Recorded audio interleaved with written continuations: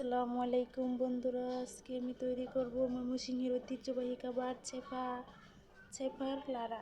এগুলো হচ্ছে ছেপা। আমি ভালোভাবে ধুয়ে নিয়েছি। এখানে হচ্ছে পেঁয়াজ কুচি আর কিছু রসুন কুচি, এগুলো দিয়ে আমি ময়মনসিংহের ঐতিহ্যবাহী খাবার ছেপার লাড়া তৈরি করব। আপনারা সবাই দেখেন। এখানে আমি একটা কড়াই বসিয়ে নিয়েছি। কড়াইটা ভালোভাবে পানি আছে, পানিটা শুকিয়ে গেলে এখানে তেল দিব। ওই যে আমি কড়াইয়ে তেল দিয়েছি, কড়াইয়ের তেলটা গরম হয়ে গেলে এখানে আবার পেঁয়াজ রসুন কুচি দিয়ে দিচ্ছি। পেঁয়াজ আর রসুন কুচিগুলো ভালোভাবে লাল লাল করে ভেজে নিব। লাল লাল করে ভেজে নিয়ে তারপর এখানে পরিমাণ মতো মশলা দিব।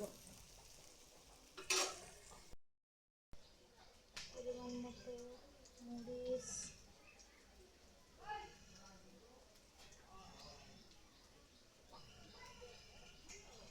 পরিমাণ মতো লবণ,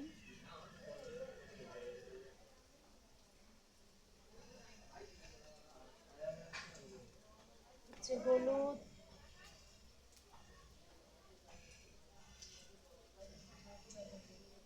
জিরা।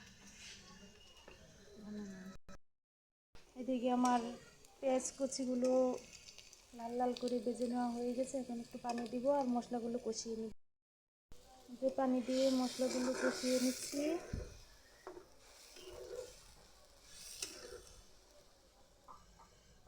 এখানে দিয়ে দিব যে ছেঁকাগুলো নিয়েছিলাম।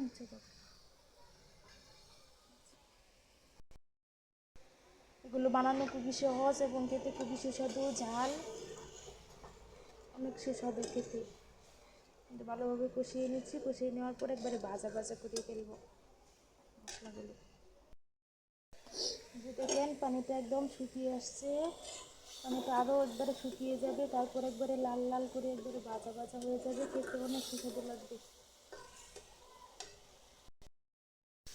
যেটা একদম শুকিয়ে আসছে, এখন আমি একবারে লাড়তেই থাকবো তারপর ভাজা ভাজা হবে। একদম শুকিয়ে এসছে।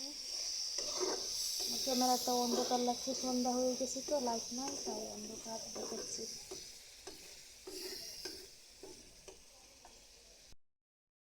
যে পানিগুলো একবারে শুকিয়ে গেছে, এখন যা আছে পুরোটাই মনে হয় তেল। এগুলো সুন্দরভাবে একবারে কালো কোয়েরির মতো হয়ে যাবে, কিন্তু অন্ধকারের কারণে দেখা যাচ্ছে না স্পষ্ট। সন্ধ্যা হয়ে যাচ্ছে তো,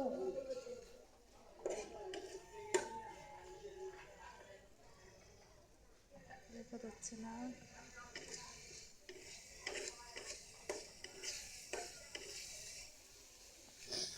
লেবু দিয়ে পরিবেশন করলে অনেক অনেক সুস্বাদু হবে।